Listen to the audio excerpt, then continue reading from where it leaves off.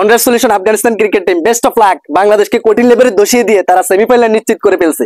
এদিকে বাংলাদেশের প্রত্যেকটা প্লেয়ারদেরকে আজকে এক একদেরকে জুতা পিটা করে তাদেরকে একদম বসকাই দেওয়া উচিত, যাতে মানুষ তাদেরকে না চেনে। লজ্জিত আজকে বাংলাদেশ ক্রিকেট টিম। আফগানিস্তানকে আমাদের বলাররা কঠিন লেভেলের দোষিয়ে দিয়েছে। প্রত্যেকটা বলার কঠিন লেভেলের খেলা দিয়ে 115 রান, 115 রানে তাদেরকে গুটিয়ে দিয়েছে।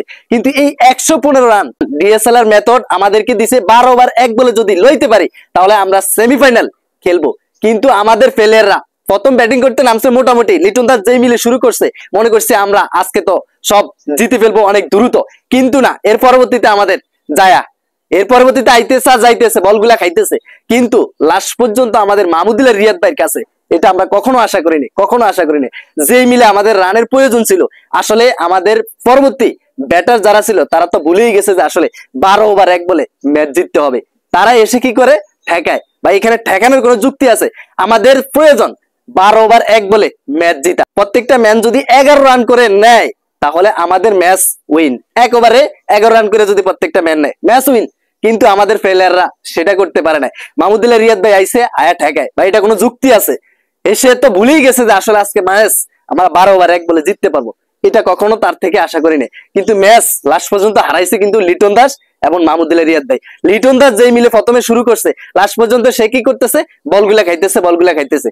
খাই লাস্ট পর্যন্ত আমরা 20 ওভারও ম্যাচ জিততে পারিনি। 17 ওভার 5 বলে আমরা all wicket.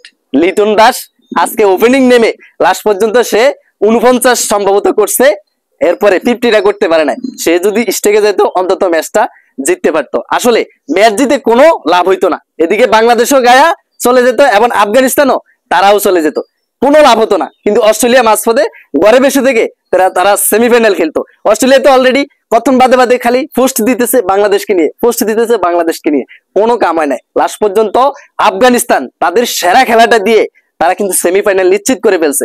Congratulation Afghanistan, celebrate বাংলাদেশকে এভাবে দোষিয়ে দেওয়ার জন্য। আর বাংলাদেশের প্লেয়ারদেরকে বাংলাদেশে এনে তাদেরকে বসকাবো, এরপরে তাদেরকে টিকটকে প্রত্যেককে সেলিব্রিটি করে দেওয়া হবে, আর তাদেরকে গরুর ঘাস কাটানো হবে। বাংলাদেশের কৃষি প্রধান দেশ, এখানে কাজে লাগানো হবে। আর বাংলাদেশ তোমরা দ্রুত চলে আসো, তোমাদেরকে আমাদের দর্শক যারা আছে তারা অপেক্ষা করতেছে, তোমাদেরকে গ্রহণ করে নিবে।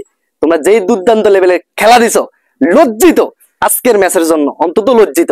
যেই খেলাটা আমরা সেমিফাইনাল এত সুযোগ থাকার পরও আমাদের ইন্ডিয়া ব্যাটিং করছিল, ইন্ডিয়ার থেকে আমরা সাপোর্ট করছি যে বাংলাদেশ সুযোগ পেয়ে গেছে, কিন্তু সেই সুযোগটা লাস্ট পর্যন্ত কাজে খাটাইতে পারলো না।